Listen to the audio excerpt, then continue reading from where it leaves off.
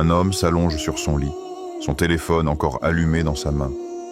Les yeux lourds, il prononce quelques paroles mécaniques, à moitié conscient, persuadé qu'il a accompli sa prière. Mais soudain, une question fend l'air comme une épée tranchante. Et si cette prière n'était pas acceptée par Allah? Car ce n'est pas seulement le geste qui compte, mais le cœur qui s'incline. Le prophète Mohammed nous a avertis. Le fort n'est pas celui qui terrasse les gens, mais celui qui se maîtrise lorsqu'il est en colère. Bukhari, Muslim. Et si la vraie force, ce n'était pas de lutter contre les autres, mais de lutter contre la paresse, contre le sommeil, contre son propre nafs? Allah dit dans son livre, en vérité, c'est dans le rappel d'Allah que les cœurs trouvent la quiétude. Sourate Ar-Ra'd 28. Ces mots résonnent comme une promesse divine, mais aussi comme un miroir. Car si tes prières, tes invocations et ton dhikr n'apaisent pas ton cœur, n'est-ce que pas un signe que tu t'es contenté de prononcer des mots sans les laisser pénétrer dans ton âme? L'être humain cherche la paix dans des choses futiles, dans des distractions, dans des possessions, mais Allah a dévoilé le secret. La paix véritable n'est pas dans ce que tu possèdes, mais dans le souvenir de celui qui possède tout. Allah dit encore, « Quiconque place sa confiance en Allah, il lui suffira. » Sourate At-Talaq 3. Ces versets ne sont pas des récitations décoratives, ils sont des ordres, des clés spirituelles, des armes contre l'angoisse. Mais comment le croyant peut-il placer réellement sa confiance en Allah? Si sa prière se limite à quelques gestes bâclés, accomplis à moitié endormis, sans conscience, sans humilité, sans intensité. La prière est un champ de bataille et ton ennemi n'est pas dehors, il est en toi. C'est ton nafs paresseux qui murmure « dors encore ». Ce n'est qu'un raka, ce n'est qu'un instant. Mais ce instant devient une habitude, et cette habitude devient une prison. Ibn Qayyim al-Jawziyya, rahimahullah, disait « Lam kitubu ». La prière est la lumière du cœur et la nourriture de l'esprit. Et il expliquait que celui qui délaisse la prière ou la néglige prive son cœur de lumière. Imagine un voyageur dans le désert qui marche sans eau ni nourriture. Son corps s'affaiblit, ses pas se ralentissent, il s'effondre. Voilà l'image de ton âme quand tu pries sans concentration, quand tu fais de la prière un fardeau au lieu d'un réconfort. As-tu déjà remarqué que lorsque tu pries avec sincérité, chaque mot du Coran prononcé devient comme une fontaine intérieure, comme une brise qui soulage ta poitrine? Et à l'inverse, quand tu pries sans y penser, ton cœur reste lourd, tes pensées vagabondent, et tu ressors de la prière comme si rien ne s'était passé. Allah nous a donné des paroles puissantes, mais nous les avons réduites à des murmures sans force. Le prophète a dit « Le fort n'est pas celui qui terrasse les gens, mais celui qui se maîtrise lorsqu'il est en colère. » Bukhari, Muslim. Et si la véritable force était aussi de maîtriser sa paresse, de se lever quand tout ton corps veut s'allonger, de réciter avec ferveur quand ton esprit veut s'éparpiller? Car la prière, c'est le lieu où l'âme se dresse contre le sommeil, contre la lourdeur, contre l'oubli. Alors pose-toi cette question qui brûle. Est-ce que tu nourris ton cœur, ou est-ce que tu le laisses mourir de faim par négligence? Tes lèvres prononcent-elles vraiment le nom d'Allah avec amour, ou ne sont-elles que des instruments d'habitude mécanique? La promesse d'Allah est claire, elle ne trompe pas. Quiconque place sa confiance en Allah, il lui suffira. Mais encore faut-il que ta confiance ne soit pas des mots vides, mais une soumission totale, une offrande du cœur entier à son Créateur. Ferme les yeux un instant. Détache-toi du bruit extérieur. Respire. Et regarde au fond de toi. Là, dans ce silence que tu crains parfois, il y a des cicatrices invisibles. Chaque prière négligée a laissé une trace noire dans ton cœur, une ombre que tu portes sans la voir. Et chaque prière sincère, chaque prosternation habitée par la présence d'Allah a gravé une lumière, aussi fine qu'une lueur dans la nuit. Ne l'as-tu pas senti, ce contraste? Quand tu pries machinalement, ton âme reste lourde, comme écrasée sous un poids silencieux. Mais quand tu pries avec une réelle intention, une concentration sincère, ne ressens-tu pas une paix étrange, comme si un voile invisible se levait de ta poitrine? Demande-toi, pourquoi pries-tu? Est-ce que pour cocher une obligation sur ta liste quotidienne ou pour rencontrer ton Seigneur, celui qui t'a créé, celui qui connaît tes secrets? Si ta prière est devenue une habitude mécanique, alors sache que tu as réduit le plus grand trésor de ta vie à une simple formalité. Ton cœur parle-t-il vraiment quand tu dis « Allahu Akbar » ou est-ce seulement ta langue qui bouge, pendant que ton esprit vagabonde ailleurs? Al-Ghazali, rahimahullah, disait « La langue peut dire Allah, mais si le cœur est absent, ce n'est que mensonge. » Réfléchis à ces mots. Ils ne sont pas une simple mise en garde, ils sont un cri, une alarme qui t'arrache à ton confort spirituel. Combien de fois as-tu dit « Allah » avec ta bouche, alors que ton cœur était occupé à penser à ton argent, à ton travail, à ton téléphone, à des choses futiles. Et pourtant, Allah ne regarde pas tes corps, ni tes apparences, mais il regarde ton cœur. Alors regarde-le, ce cœur. Que contient-il aujourd'hui? Est-il alourdi par la paresse, l'orgueil, l'oubli? Ou bien illuminé par la sincérité, la patience et l'amour d'Allah? As-tu déjà senti ce silence intérieur qui devient assourdissant quand ton âme réclame Allah et que tu l'étouffes par la distraction? Ne ressens-tu pas parfois ce vide inexplicable, même quand tu as tout ce que tu désires matériellement? Ce vide n'est rien d'autre que l'écho d'un cœur affamé, un cœur qui ne demande qu'à être nourri par la prière. La question est simple, mais elle brûle comme le feu. Pries-tu pour apaiser ta conscience ou pries-tu pour rencontrer ton Seigneur? Il y a une énorme différence. Le premier prie pour se rassurer lui-même, pour éteindre une culpabilité passagère. Le second prie pour se rapprocher d'Allah, pour s'abandonner dans sa présence, pour trouver la paix que rien au monde ne peut donner. Alors, sois honnête avec toi-même. Si Allah t'appelait aujourd'hui, que trouverait-il dans ton cœur? Un cœur distrait, rempli de poussière et de négligence? Ou un cœur battant pour lui, prêt à être rappelé à sa rencontre?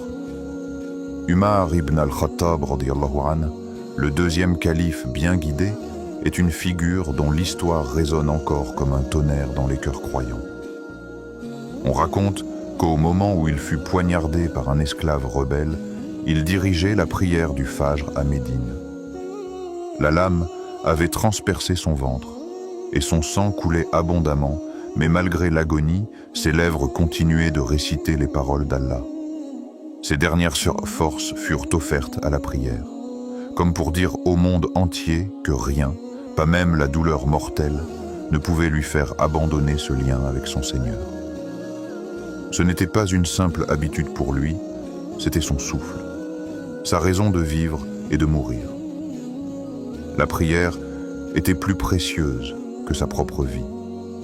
Ces récits ne sont pas de simples souvenirs d'un passé glorieux, mais des rappels vivants. Car eux, les compagnons, radiyallahu anhum, avaient compris la valeur de ce rendez-vous avec Allah. Ibn Taymiyyah, des siècles plus tard, exprima cette vérité par une métaphore saisissante. Le croyant dans sa prière est comme un poisson dans l'eau, et en dehors d'elle, il étouffe. Regarde cette image. Un poisson hors de l'eau se débat, suffoque, meurt rapidement. Mais replacé dans son élément, il retrouve vie, force et mouvement. De la même manière, un croyant privé de sa prière se dessèche intérieurement. Son cœur devient aride. Son âme se débat dans l'angoisse et le désespoir. Mais dès qu'il revient à la prière, il retrouve sa respiration, sa vitalité, sa lumière. L'histoire regorge d'exemples de ce lien indéfectible entre les pieux prédécesseurs et la prière. Ali ibn Abi Talib radiyallahu anhu lors des batailles, était décrit comme un lion sur le champ de guerre. Mais quand venait l'heure de la prière, il tremblait devant Allah. Ses yeux se remplissaient de larmes et son corps s'inclinait dans une soumission totale. On rapporte qu'une flèche avait transpercé son pied au combat et qu'il demanda à ses compagnons de l'extraire pendant qu'il priait, car c'est dans la prière que son cœur trouvait la force d'oublier la douleur physique. Voilà ce que signifie être absorbé par la présence d'Allah. Et nous, combien de fois avons-nous préféré un sommeil plus doux à ce rendez-vous sacré? Combien de fois avons-nous laissé un écran, une série, une conversation futile nous voler notre prière? Si les compagnons radiyallahu anhum ont versé leur sang pour la préserver, comment osons-nous la traiter avec légèreté? Chaque fois que tu repousses ta prière, souviens-toi d'Umar qui priait enseignant. Chaque fois que tu te plains de la fatigue, rappelle-toi d'Ali qui oubliait la douleur d'une flèche dans la soumission à Allah. Chaque fois que tu négliges ton rendez-vous avec ton Seigneur, rappelle-toi que des hommes et des femmes bien plus forts que toi ont sacrifié leur confort, leur sommeil et même leur vie pour ne jamais manquer ce lien sacré. La prière est une épée, fine, tranchante, invisible à l'œil, mais redoutable contre les ennemis de l'âme. Quand tu l'affûtes par la sincérité, elle coupe net les chaînes du nafs, brise les liens de la paresse, fend les illusions que Shaitan place devant tes yeux. Mais quand tu la laisses rouiller par la négligence, quand tu la brandis sans force, sans intention, elle devient dangereuse pour toi-même. Elle blesse ta foi, elle affaiblit ton cœur. Elle devient un poids au lieu d'être une arme. La prière est ce sabre spirituel que seuls les croyants attentifs savent en manier, et son fil ne s'entretient que par la présence, la khushu', la crainte révérentielle d'Allah. La prière est une flamme. Allumée dans la nuit, elle éclaire ton chemin quand tout autour de toi est obscurité. Elle réchauffe ton cœur quand le froid du doute t'envahit. Elle brûle les impuretés de ton âme comme le feu consume les impuretés du métal. Mais quand tu la laisses s'éteindre, que reste-t-il sinon une nuit noire, épaisse, où chaque pas devient incertain? Sans elle, tes décisions se noient dans l'hésitation. Ton esprit chancelle dans la confusion. Ton cœur s'éteint lentement comme une bougie privée d'air. Alors demande-toi, as-tu nourri la flamme de ta prière aujourd'hui ou as-tu laissé le vent de la distraction l'éteindre? La prière est une clef. Elle ouvre les portes que tu ne peux ouvrir seul. Elle déverrouille les cœurs, les destins, les secours d'Allah. Chaque prosternation est comme une dent de cette clef. Ta sincérité en est le métal. Et ton amour d'Allah en est la force. Quand tu pries correctement, les portes du paradis s'entr'ouvrent déjà pour toi, et les grilles de l'enfer se ferment devant tes pas. Mais quand tu la négliges, quand tu la brises par l'indifférence, cette clef se déforme et n'ouvre plus rien. Elle ferme sur toi les portes de la lumière et te laisse seul face aux ombres. Ibn Qayyim murmurait: quand tu es distrait dans ta prière, Allah se détourne de toi autant que tu te détournes de lui. Imagine cela. Tu es en train de prier, tes lèvres récitent, mais ton esprit erre dans 1000 directions, et à cet instant même, Allah détourne de toi son attention, comme toi tu t'es détourné de lui. Qu'y a-t-il de plus terrible que d'être ignoré par celui qui a créé ton cœur? Alors répète-toi cette question comme un souffle incessant. As-tu dompté ton ego ou est-ce celui qui te domine? Si ta prière est une épée, l'empoignes-tu avec force ou la laisses-tu rouiller? Si elle est une flamme, l'alimentes-tu avec ton amour d'Allah ou la laisses-tu s'éteindre dans la négligence? Si elle est une clef, l'utilises-tu pour ouvrir les portes de l'éternité ou la brises-tu par indifférence? Le prophète a dit: celui qui croit en Allah et au jour dernier, qu'il dise du bien ou qu'il se taise. Bukhari. Ces mots sont plus qu'un conseil. C'est une règle de vie, une boussole qui trace la ligne entre le salut et la perte. Car chaque mot que tu prononces est un témoin. Il peut t'élever au-dessus des cieux ou t'enterrer dans les ténèbres. Et de la même manière, chaque prière que tu accomplis est un témoin. Elle peut se dresser en ta faveur le jour du jugement ou se lever contre toi comme une plainte. Tes paroles t'élèvent ou t'enterrent. Tes prières te sauvent ou te condamnent. Un proverbe islamique rappelle: le nafs est comme un enfant. Si tu ne l'éduques pas, il grandira sauvage. Réfléchis à cela. Un enfant livré à lui-même, sans discipline, sans éducation, devient incontrôlable, insolent, destructeur. Ainsi est ton ego. Si tu ne l'éduques pas, il te dompte. Si tu ne le disciplines pas, il t'entraîne vers la ruine. Mais si tu l'éduques par la prière, si tu le disciplines par le jeûne, si tu l'apaises par le dhikr, alors il devient docile.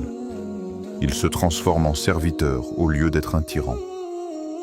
Tu ne peux pas demander à ton nafs de se taire par simple volonté. Tu dois l'éduquer, le dompter, le plier devant Allah par des actes constants. Pose-toi cette question aujourd'hui. Que restera-t-il de tes paroles au jour du jugement? Lorsque les anges pèseront tes œuvres, ta langue sera-t-elle un fardeau ou une lumière?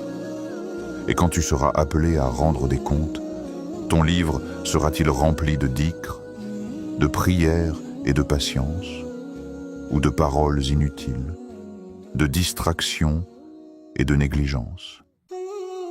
Ibn Taymiyyah disait: le croyant n'a pas de repos avant d'entrer au paradis.